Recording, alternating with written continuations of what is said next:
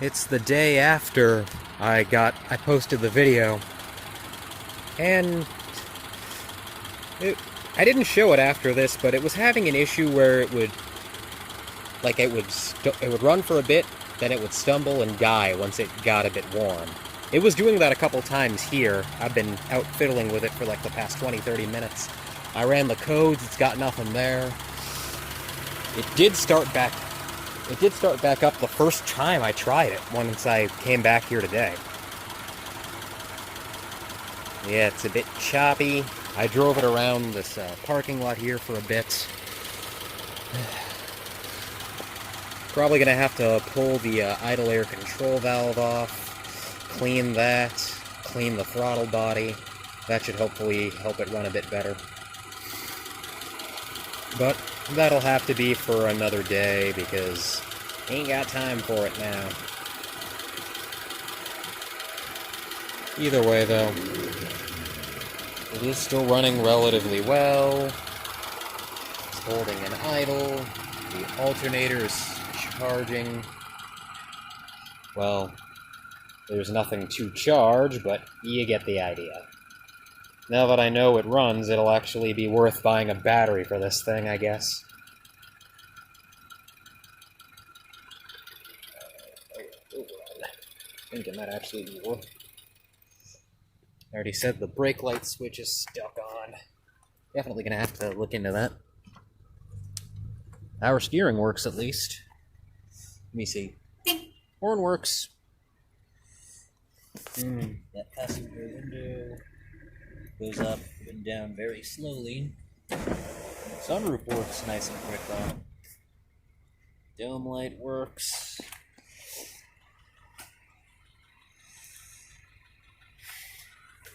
Another thing I didn't show yesterday was, well, kinda hard to see. Does this have map lights in here? Oh, there we go. There's well, it's still kinda hard to see in the darkness, but there's actually a second head unit here. If I could find my light, I would show you. It's got this SRS code here, which doesn't go to anything.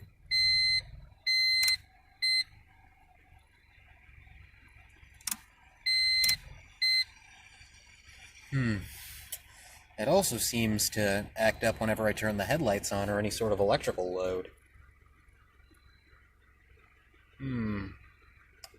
Interesting.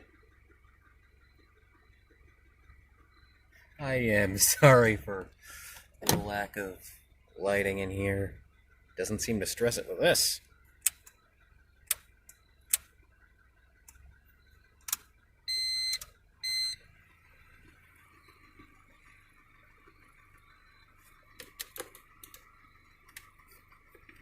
It's gonna need a gauge cluster bulbs.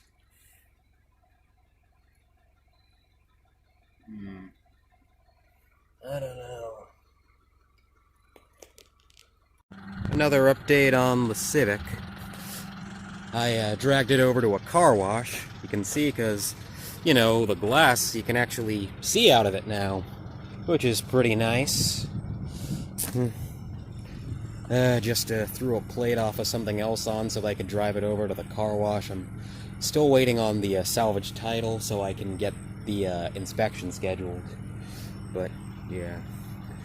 The tint, I gotta get that removed once everything is squared away. Engine still runs like a top, although you can hear, I don't know if it translates well on camera, it's got like a clattering noise coming from the engine. I'm probably gonna have to adjust the valves. Yeah, I'm gonna see about heading over to the junkyard later, grabbing a mirror, maybe a new fuel sending unit so that the gauge works. I also saw one up at the LKQ up in Hawkins Point by Baltimore, where it has a trunk lid with the factory spoiler, which I definitely want for this car. Yeah. It needs tires too, of course, but I'm not putting 14s on this thing. I'm probably going to switch it over to 16s. I'm going to see if I can find maybe a 16x6 off of a Honda Fit, because all the aftermarket options that I can find are 16 by 6.5 or 7, and that's just too wide for me.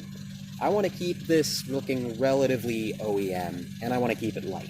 I don't want wide wheels. I'm only going 195s. Of course, I have to replace both the window regulators. Driver's side one doesn't work at all. The passenger side one, I think I already showed it. That one works, but very slowly, and the track isn't catching very well. So, I mean, it's not that expensive, so yeah, I'm just going to do both. Don't know if I showed this before.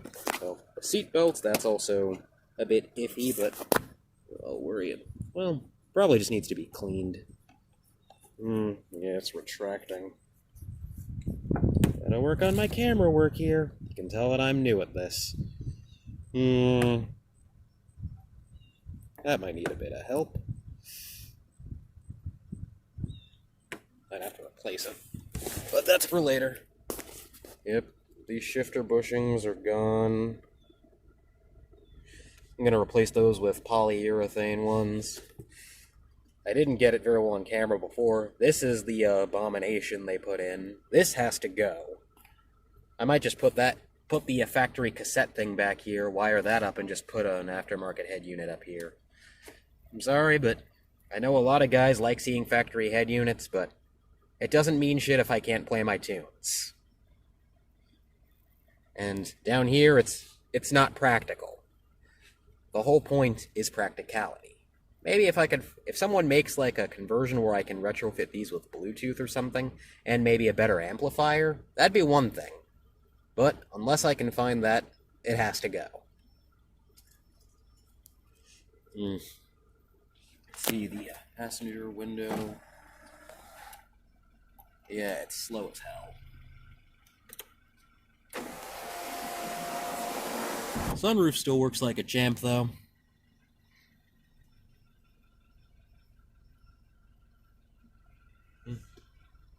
I also put about 3 gallons of fresh gas in here when I took it to the car wash, so that should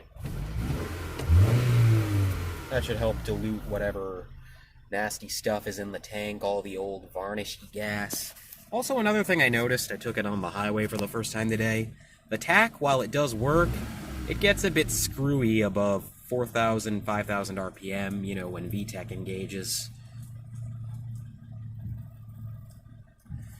I don't know if I showed it. The blower motor works too, but there's probably a rat's nest in there.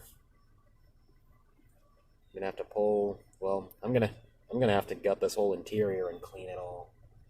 Probably gonna have to replace the carpet. And I gotta take these seats out anyway so that I can break the tracks free so that I can adjust them. And yeah, I don't know, we'll see. Gonna have to see. I never actually put the rear seat back in properly in case I decided to change the sending unit, which again I will once I get one. But yeah, a lot of things to do, and there isn't much point in going too crazy with it, since again I can't get tags for it until I get the salvage title, and then 2, get the salvage inspection scheduled. I already know this car will pass. In Maryland, a salvage inspection is really just making sure all the VINs match and making sure nothing is stolen. Even if I do replace the trunk lid, I'll have a receipt from the junkyard showing that, oh, I purchased it here, I purchased it legally, and that it is mine, so it would still pass. And I am actually going to get regular tags for this, not historics.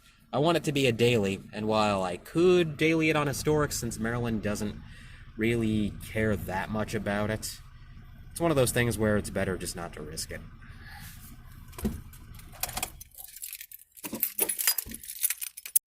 It's later the same day. I'm at the LKQ at Hawkins Point, Baltimore.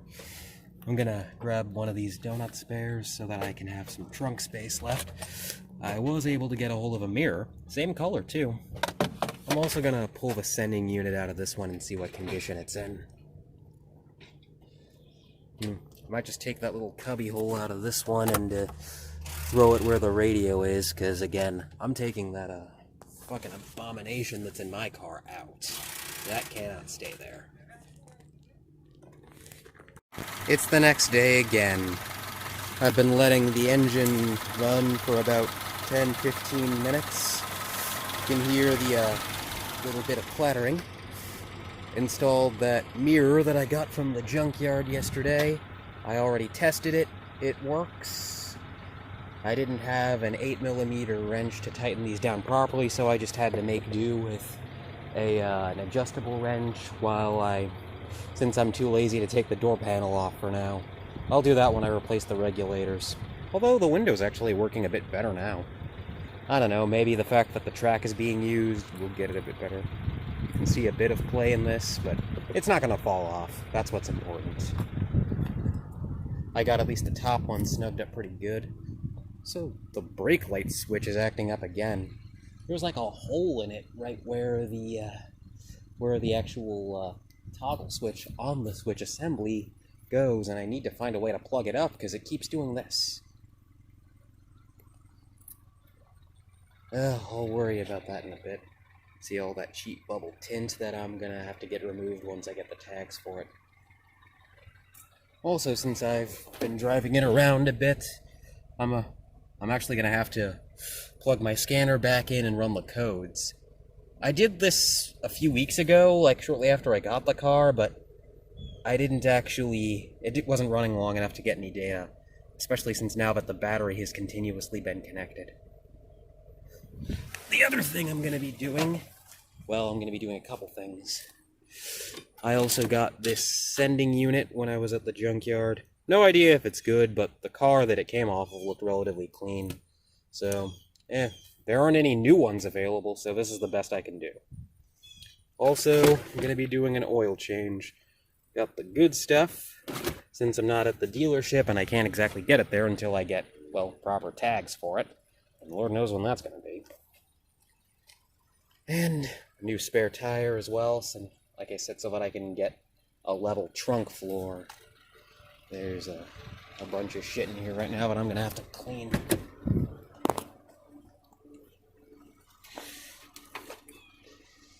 Gotta clean out those seals. You know what, I might as well take care of that while I wait for this. It's another couple minutes. Once the fans kick on, I've revved it a bit. It'll make it easy to clean this out at least. Another regulator assembly.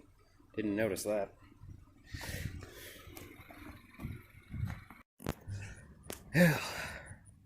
Gonna let the oil drain for a bit, let all the sludge that's probably in the crankcase flow out. Said I got the new filter, the new oil. This is the first time I've done an oil change in the field in, quite some time. I would say a couple years. I did one last year. I was, around the time I started doing roadside assistance, I did a side job for this one guy who was doing Uber and Lyft in a Chevy Trax, and that was the only one I've done without a lift since like 2019, I think. Yeah. No wonder I've gone soft. But I don't know how much longer I'm going to be at the dealership, so I'd better start getting used to it. At least, it's not the end of the world. There's a few other things that I'm going to have to order parts for soon. I definitely want to do all the ignition stuff, give it a full tune-up, change the plugs, wires, coil, cap, and rotor. Of course, actually use good quality parts. I'm probably going to get NGK for the plugs, wires, and coils. That's what's on here now, but it's, well, old and probably worn out. Of course, like I said, due to age, I'm also definitely going to be doing the timing belt. And when I do, I'm going to change the valve cover gasket, the PCV, adjust the valves, change the drive belts. Probably going to flush the power steering pump, too. You have to change all that out. Flush the brakes, the clutch reservoir.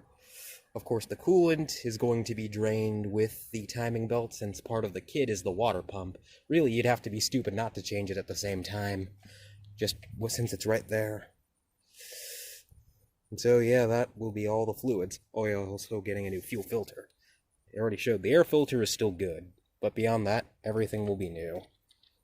These hoses are still good. These were replaced at some point. The thermostat will be changed as well. Wait, that's not it. It's gonna be connected to the lower one, I think. No, wait, it's back here. Yeah, it's back here. That replaced. It's working fine now, but again, preventative maintenance. Shit, I should probably see about replacing these headlamp assemblies. I'm gonna have to double check that 97 I saw at the junkyard. If those are in good shape. Then again, new ones aren't that expensive. I'll have to see. Because these ones, they've got water in them. Yeah. I don't think it's worth trying to salvage those. This. See? This is how changing an air filter is supposed to be. Simple.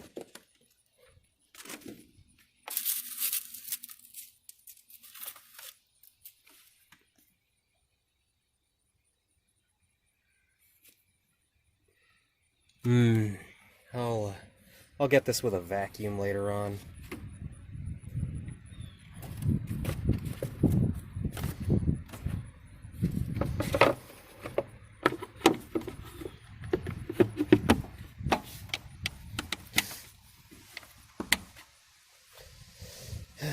Probably have to take these things for the battery hold down, clean them off with a wire wheel, and so I can secure that. That won't pass inspection if it's left loose. And since it's here, I might as well try to work with it. Also, want to clean off these reservoirs. The coolant one, well, I might be able to get a replacement for that. The power steering one I should be able to just clean off. This one, it's just faded. That one isn't. It's just coated in scuzz. And just go in here and go nuts with some compressed air, get all the dirt and all the cobwebs out. Get this looking like it hasn't been sitting in a field for however many years again. Still need to run the codes. I'm rambling at this point, but I'm just passing the time, waiting for that to drain. Another thing, I'm still deciding on what I'm going to do with tires. I don't want to put more 14s on it. It's hard to get performance tires for this, since of course I do plan on doing like autocross and stuff. But all the aftermarket ones are 16x7s, and these Civics only weigh about 2,500 pounds. I don't need a 16x7, that's too wide. I'm thinking a 16x6, but those are much harder to get a hold of. Pretty much only OEMs make them. Although, of course, Honda does. I can get, say, the stock 16s off of a Fit. I don't think it matters if it's a GE8 or a GK5. I don't know if the GD3's offered it or not. I'm going to have to double check. Brake switch is acting up again. And after this, I'll change the sending unit and, yeah, worry about that. I think maybe changing out the ignition stuff might also help the tack performance at high RPM. If not, a bit of troubleshooting. Not that it matters too much. Once you've driven stick for long enough, you mostly shift by ear anyway.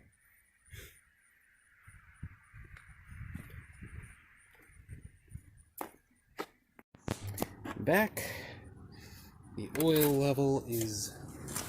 well, the oil is changed, and the level itself is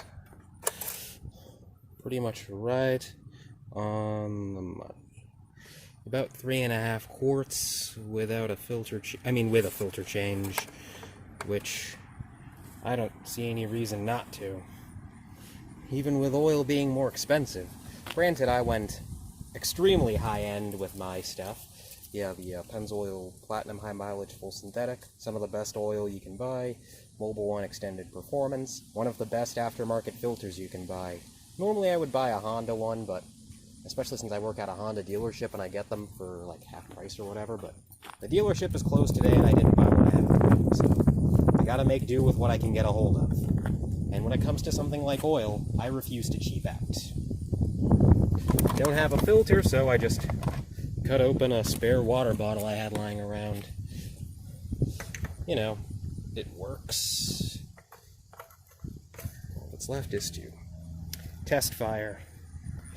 And, of course, check for leaks. Nothing so far.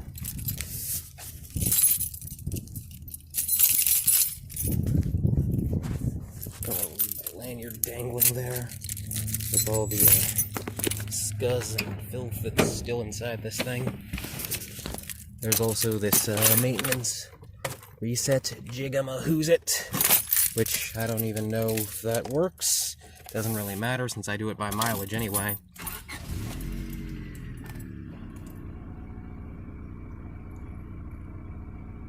And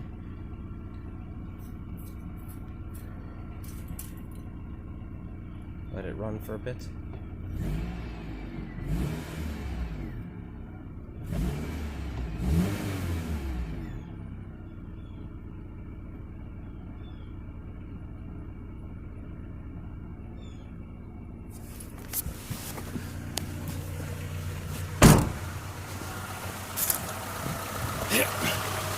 You can see no leaks. Our work here is complete.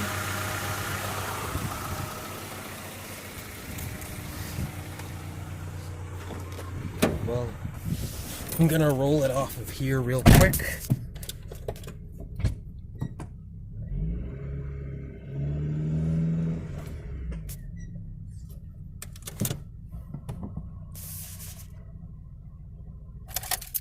And now I'm gonna let it.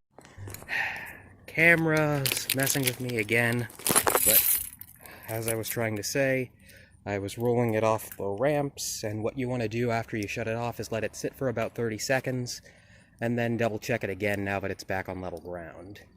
And then just top it off as needed. Said I put in about 3.5 quarts, so it should be right around it. Although, of course, it's going to drop a bit, because then you have to factor in the oil that's gotten sucked up into the filter, and you gotta let it get back into all the galleys and such. Should be about 30 seconds now.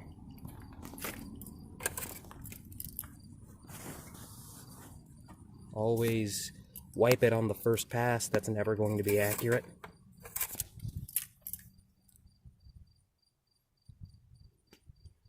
It's about halfway up. That is fine, but I'm going to top it off until it hits the full line. That's just how I like to personally do it. It's one of those things where if you ask the proper way to do an oil change, if you ask 50 different people, you're going to get 100 different answers. It's like, oh, what kind of oil do I need? What kind of intervals should I run? How far up should I top it off at? I only need a small amount.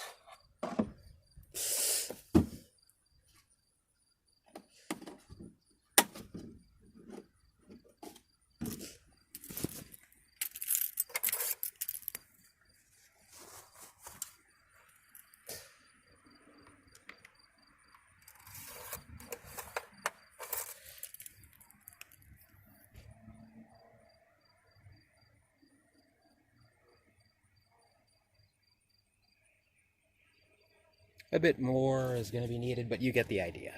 You can still hear the clattering even after the oil change. Probably a valve adjustment, but that will be done at some point soon anyway. And the tach is still acting funny. And yeah, I'm going to try the ignition components first since it's going to need those anyway. I'm also going to see about cleaning that throttle body, replacing the fuel sender, and see if it works any better. Finally got the brake lights to stay off.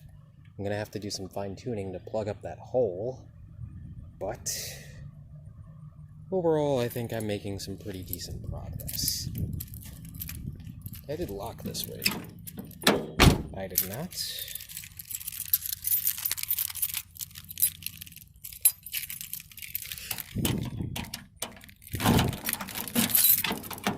Locks work.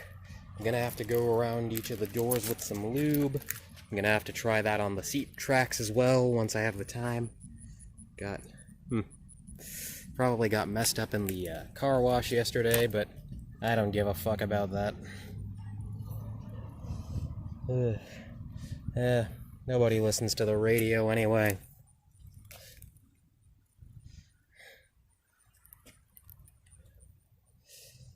Yeah. Actually, maybe eventually once I get this sorted, see about cleaning off the top of the paint and giving it some maybe DIY shine. Seems like, yeah, it might just be the clear coat that's peeling. Buff it out, re-clear it, and then golden. But yeah, once I get tags, then I can do that. I'm gonna have to do some more cleaning, get rid of these old oil change stickers. I'm assuming the previous owner was a DC resident because of the DC inspection stickers on each of the corners respectively. It seems to have last been registered sometime between 2014 and 2015. There was also a parking thing up here that was reading that expired in December 2015. And yeah, you can see here, yep, District of Columbia, Department of Motor Vehicles, November 16th, 2014. I don't remember if that's when it expires or when that was done, so that was done either in 14 or 13. Even here you can see the tag number, EED9453. It's a bit weird. DC tags typically have 6 digits. It's like AB1234. I don't know what the D is. Or maybe if that's like code for the DC symbol or something. But even if that were the case, nobody records it like that. There aren't any here that I can show you for reference. At least none that I can see. Maybe if I find one, I'll point it out. But yeah, like how they each have alphanumeric things. Like say here, yep, 1AB2345. That's the format we use for the standard plates. Or if you have bay tags, it's 12345AB. Granted, on my Fit here, it has a vanity plate, so it's not following the standard naming scheme, but if it were, it would be A123456.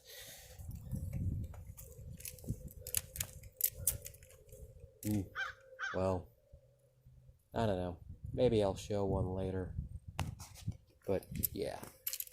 For now, I've done most of the things that I can reasonably do out here in the field.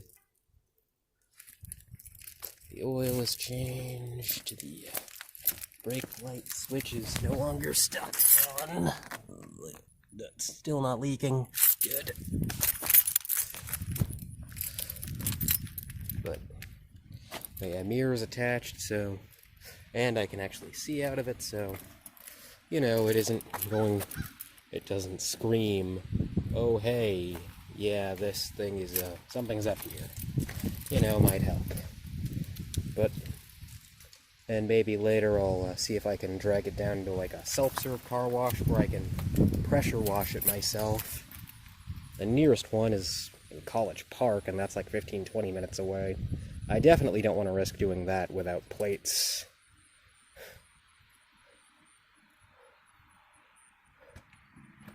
I think all the bulbs work. I didn't check the reverse. Actually, let me do that shit now. I already know the brake lights work. I know the turn signals work. It's in high beams. Yeah, reverse is the only thing I'm not sure of.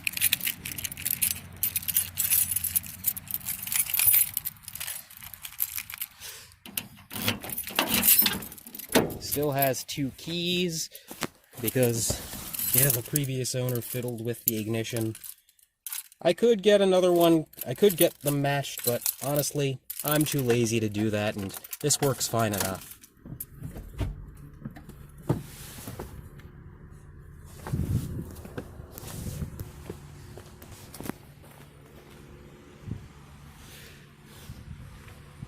they work. They look like they've been converted to LEDs, so that's why it's probably a bit hard to see. So yeah.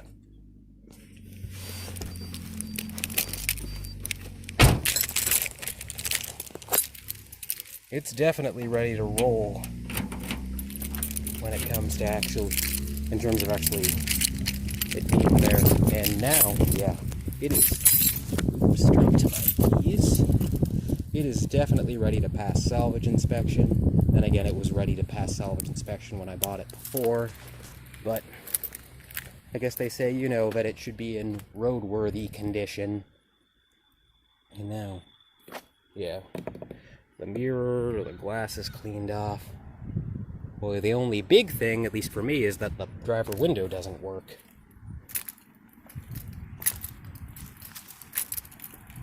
Well, this is how it's supposed to work. AB1234. The DC flag symbol in the middle, I don't think that's supposed to actually be assigned a digit.